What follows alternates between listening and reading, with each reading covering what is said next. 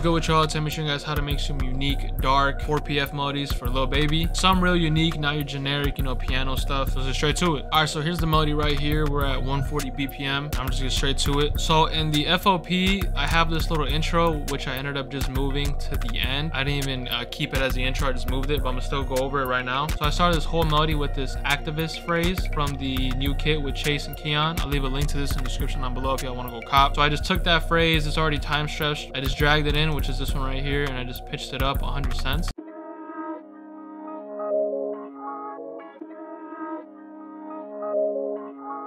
And as you can see, I just copied it for the entire thing. Next, I have these two layers right here to make it more full. The first thing I added is the Exo Zombies bell from my new Onyx multi-kit. It'll be the first link in the description down below. I know you guys always see me use this kit. It's my go-to kit. All I did is I went to the envelope and I messed with the shape right here. I just turned the attack down to 6, the sustain all the way up, and I left the release normal.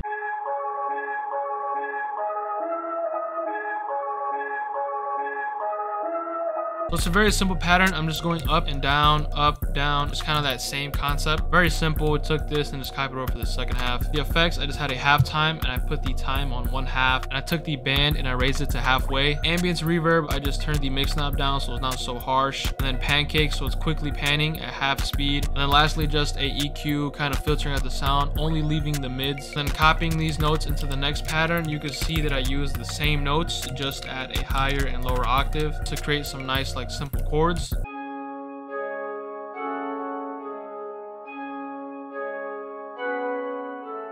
And then the effects on this one is almost the same. It's the same halftime. And then an EQ filtering out only the mids. It's a little more different. And down here, I just took out the lows and raised the highs a little bit. And then this is how the first pattern sounds together.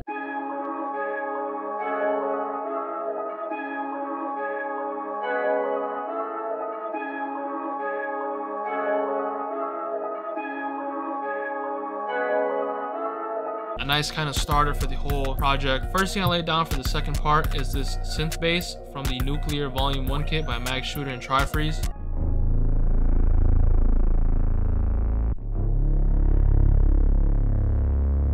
Extremely simple. I just started with the root note, which is C sharp, and then I brought it down 4. All I did is I did Alt Y and I started on the A and then I went to C sharp. This is what really gave it that like emotional, dramatic type of feeling. Now I did do some tweaking inside of the actual one shot. So what I did is I raised the attack so the bass wasn't so harsh.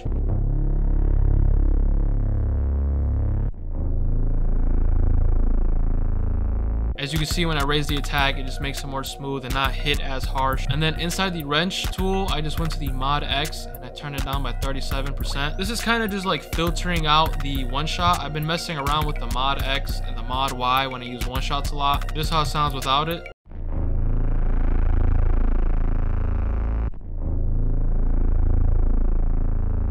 For the effects on the bass, all I had was a decapitator. I just put the mid driver preset, just giving them some more distortion. And then down here, just raised the lows a little bit, and then I took out most of the highs. And then now we get into the guitar part. Like I said, for this part, I used my real electric guitar. I recorded just a bunch of small takes, a bunch of small layers, and I just layered on top, on top, on top, till it sounded nice and full. So this is the first layer I laid down.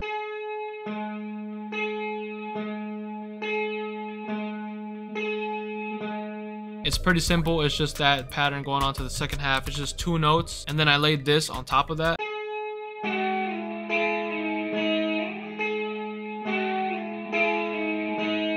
So I'm just sliding down the guitar. Like I said, just layering, layering, layering.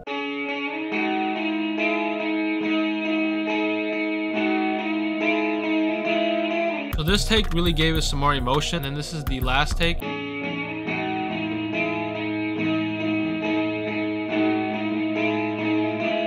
Guys, basically you could tell that this one really gave us some emotion, really made it come to life. On this last take, I was just trying to palm mute the guitar. I was playing like some very simple chords, but I was just doing this to give it some rhythm. And then in the second half, I added these 3 layers.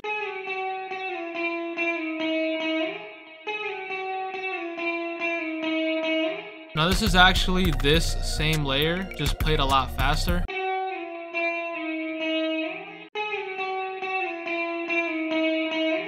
And then this is the second to last layer.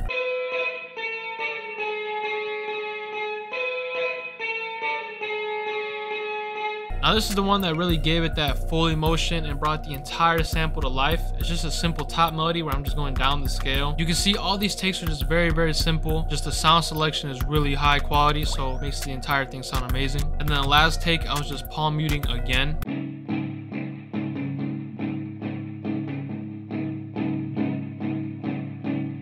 And yeah, very simple, just like I said, giving it rhythm. It's not exactly quantized, and that's what's perfect when you use real instruments. Now the effects on here were pretty simple. I first started with ambience reverb. I used the dark Roomba Room preset. Then I used bias FX. I'm pretty sure this is a free guitar amp type of effect. If it's not free, I'm sure you can get the demo. That's what I have. All you do is you sign into your account, and then this is the first preset that comes up, and it's the perfect one. I turned the mix down to 14% since it does add a lot of like distortion. Next, I add a guitar rig. Now this one, I just use the clean break preset. It's just giving it a nice like distortion and a studio reverb. And then another reverb. This one is a lot longer. That's why the mix is down to 8%. It's just making the whole thing sound a lot less dry and giving it like a little bit of ambience in the background. First EQ is just cleaning up the guitar, taking out some of the harsh frequencies, especially the high mids. And then again, I took down the high mids and I just completely cut out a lot of the lows. Now inside of the channel rack is where I leveled the takes. I lowered some of them, but mainly I messed with the panning. Since the guitar was in mono, this kind of helps it sound a little more stereo, giving it their own little pocket. And then that was basically it. The last thing I added was this phrase again. It's the exact same phrase. I just pitched it down an octave, but I put it on Stretch Pro. I'm telling you, Stretch Pro is really like some sauce you could use on one shots or these type of waves right here.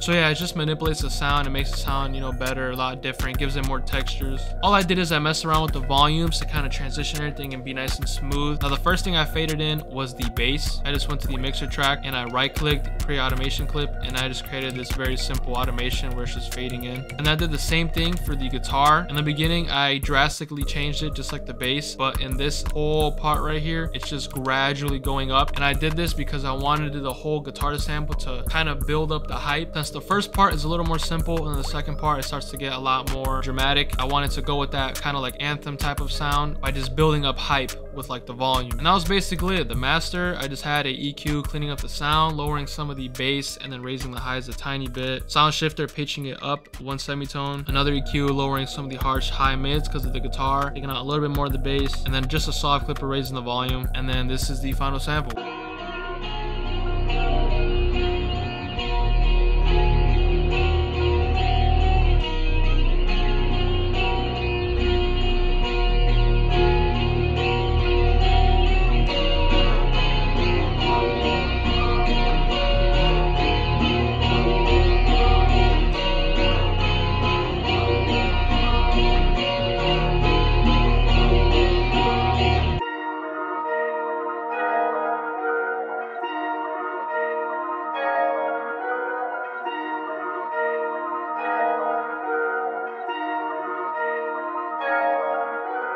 I really hope you guys did enjoy and learn something new. If you did, make sure you guys leave a like, comment any video ideas. If you guys want me to continue doing real instrument samples, subscribe, hit the bell so you don't miss any more videos. But I appreciate all y'all's support, and I'll see you guys in the next video.